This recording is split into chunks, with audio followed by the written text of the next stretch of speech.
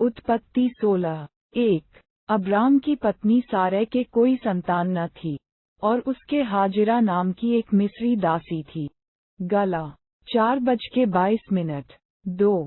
सारै ने अब्राम से कहा, देख, यहोवा ने तो मेरी कोख बंद कर रखी है, इसलिए मैं तुझसे विनती करती हूँ कि तू मेरी दासी के पास जा। संभव है कि मेरा घर उसके द्वारा बस जाए। सारै की यह बात अब्राम ने मान ली। 3।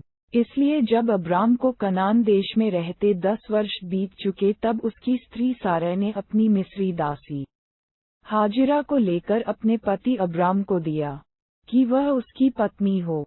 4। वह हाजिरा के पास गया, और वह गर्भवती हुई। जब उसने जाना कि वह गर्भवती है, तब वह अपनी स्वामिनी को अपनी दृष्टि में तुच्छ समझने लगी। 5।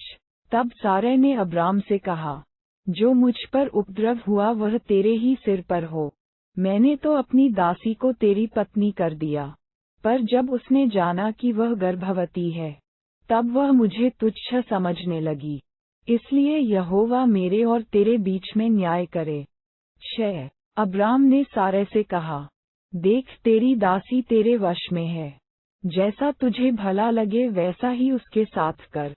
तब सारै उसको दुख देने लगी और वह उसके सामने से भाग गई। 7।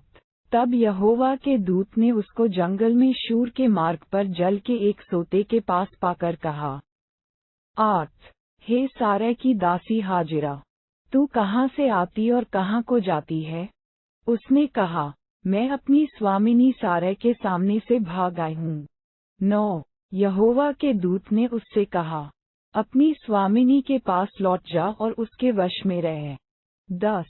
और यहोवा के दूत ने उससे कहा, मैं तेरे वंश को बहुत बढ़ाऊंगा, तारांकन यहाँ तक कि बहुतायत के कारण उसकी गिनती न हो सकेगी। 11। और यहोवा के दूत ने उससे कहा, देख, तू गर्भवती है और पुत्र जनेगी, तू उसका नाम इश्माएल रखना, क्योंकि यहोवा ने तेरे दुख का हाल सुन लिया है। 12।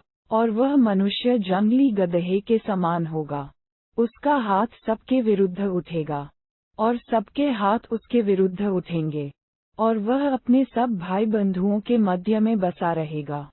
13। तब उसने यहोवा का नाम जिसने उससे बातें की थीं, अताइल रोई रखकर कहा, क्या मैं यहाँ भी उसको जाते हुए देखने पाई और देखने के बाद भी जीवित रही? उद्धरण चिन्ह। 14।